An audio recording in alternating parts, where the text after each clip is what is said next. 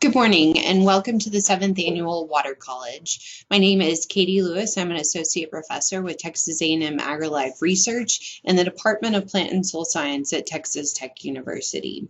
I'd like to introduce my collaborators, Drs. Wayne Keeling and Paul DeLon, and the PhD student involved with this research, Joseph Burke.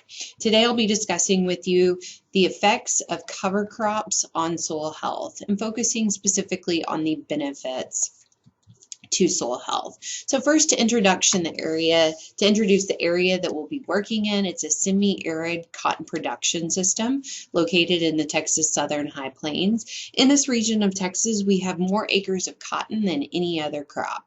However, it's a semi-arid environment receiving an average 18 inches of rainfall annually, and so it makes it quite difficult to grow a cotton crop in this region. Because of that, 40 to 50% of our cotton acres are dependent on irrigation. We have inherently low soil organic carbon due to our environment, and because of this, we have the high potential for wind erosion. However, we can combat that with a series of conservation management practices that include crop rotation and cover crops and reduced tillage. With these practices, we do have the potential to reduce soil erosion, to increase our soil organic material inputs. It would then increase our soil organic matter, improve our soil structure and reduce crusting, increase infiltration and water holding capacity, and reduce evaporation losses, and overall reduce our soil moisture losses. To evaluate these, we have a series of conservation management systems that we are evaluating at the Ag Cares Farm in La Mesa, Texas, with the overall objective of evaluating the impacts of conservation tillage, cover cropping, and crop rotations on soil health, cotton yield, and economic returns.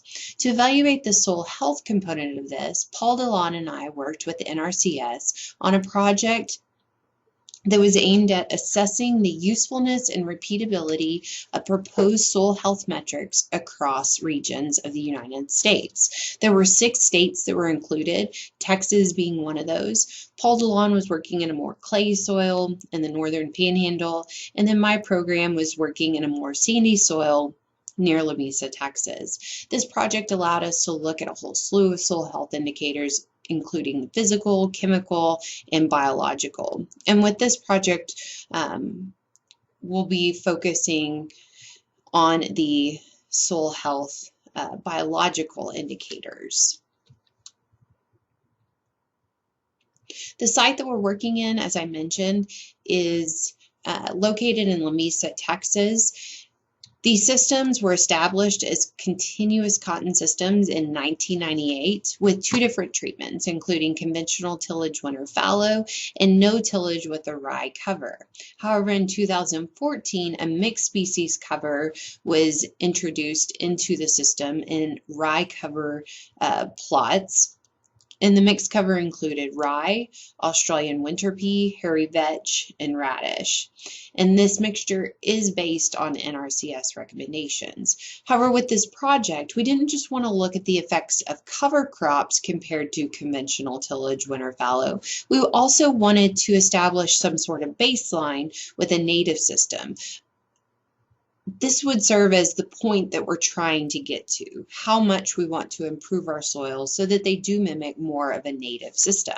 And I think you'll find the results quite interesting. Before we get started with the results, I would like to introduce these figures because we'll be using the same formatting for the remainder of the results. So we're looking at 2 different soil depths, 0 to 2 inches and 2 to 4 inches. And then we're looking at the 4 different systems: conventional till, rye no-till, mixed no-till, and a native site that's abbreviated as NAT.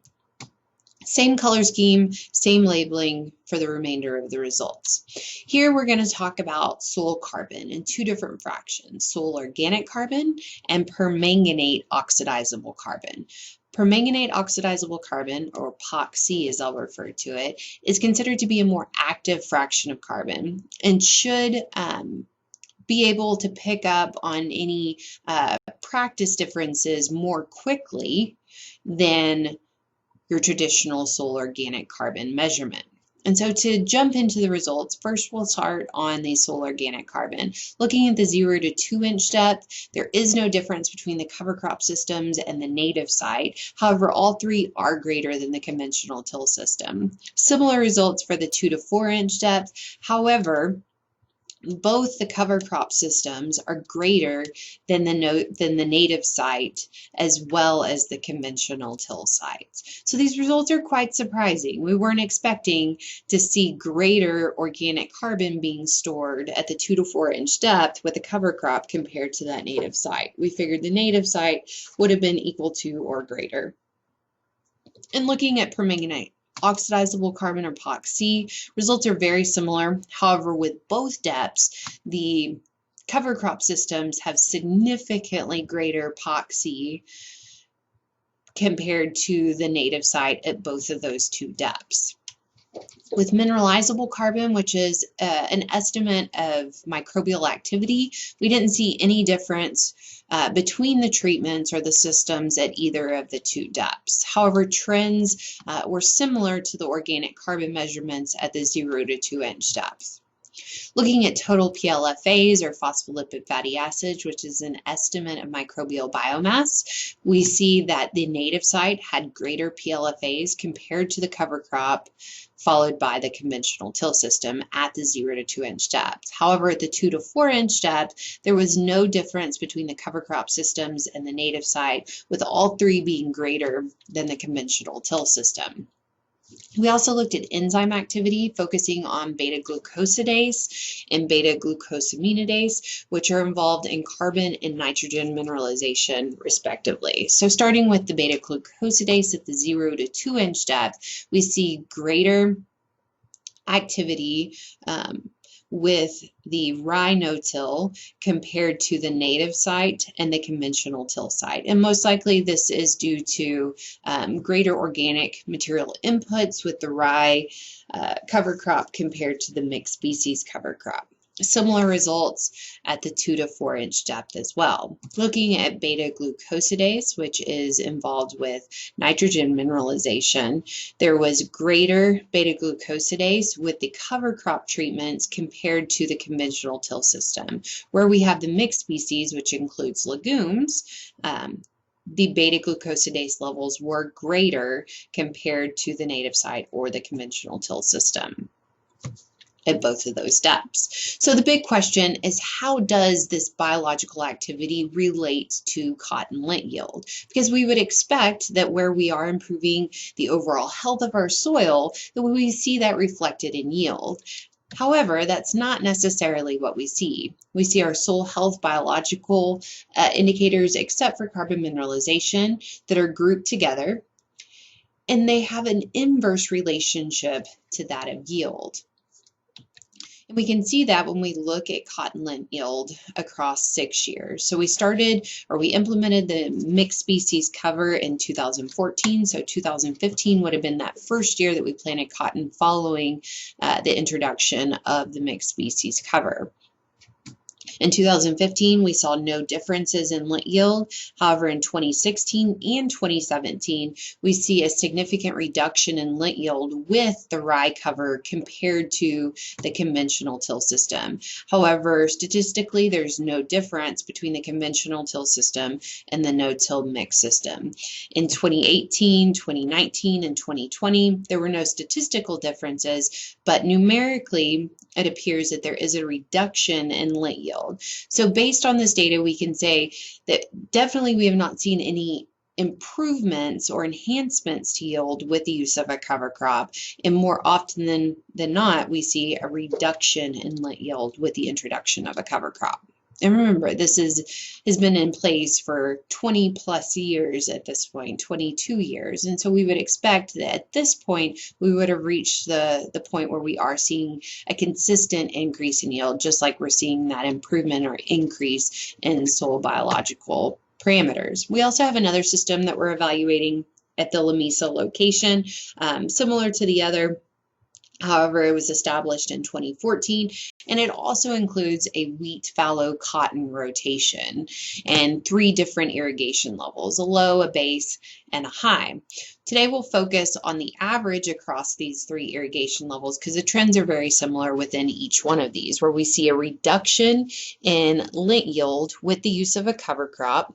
And on average, we see an 11% reduction in lint yield, whereas with the rotation, we see a 14% increase in lint yield compared to the continuous cotton conventional till system. And so we ask ourselves, why? Why are we seeing a consistent reduction in lint yield with a cover crop, but not with that rotation? And there are three main theories that are being evaluated. The first one that I'm sure is the first thing to come to most everyone's mind is that with a cover crop, we are creating a soil moisture deficit. And that's exactly what we found. We've been evaluating or measuring soil moisture to a 60-inch depth in the soil for the last 6 years. We started in 2015. However, for simplicity, I'm only showing January of 2018 through September of 2020. And consistently, we see similar results where we do see a deficit with the cover crop. So the green and blue bars are the cover crop treatments. The gray is the conventional till. So we see a deficit prior to cover crop termination. However, after termination and with timely rainfall or an irrigation event, we're able to not only make up that deficit, but have greater stored soil moisture with the cover crop treatments compared to the conventional tillage system. And we see this consistently from one year to the next.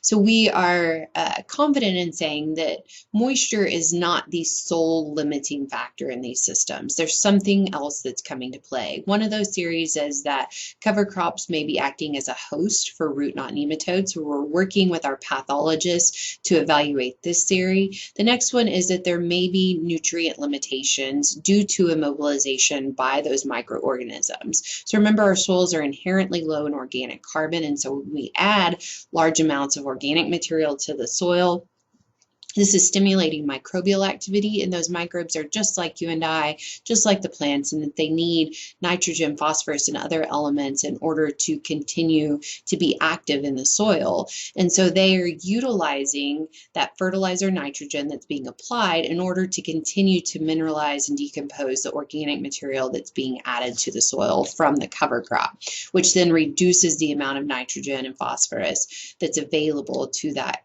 growing cotton plant. So we are further evaluating this aspect, but in summary, from the research that I presented to you today, conservation management practices do have a variable effect, specifically when talking about cover crops on cotton lint yield. And with a 22-year system, we would expect that those results would become more consistent from one year to the next. So there's definitely something that's still limiting the system. However, we can definitively say that that's not solely soil moisture. There's definitely something else coming into play into these systems. We can also conclude that soil health is equal to or greater in managed cover crop systems compared to a native system, and that the biological indicators of soil health are not necessarily linked to cotton yield in these semi-arid sandy soil environments. But we are going to continue to strive to optimize these systems because we see the importance of implementing conservation management practices into a farmer production system. With that, I would like to thank you for your attention, as well as our funding sources that include the Texas State Support Committee, the Cotton Research and Promotion Program through the Cotton Board, and the Dawson County Cotton Growers. And I'd be happy to take any questions or feel free to contact me. Thank you and have a wonderful day.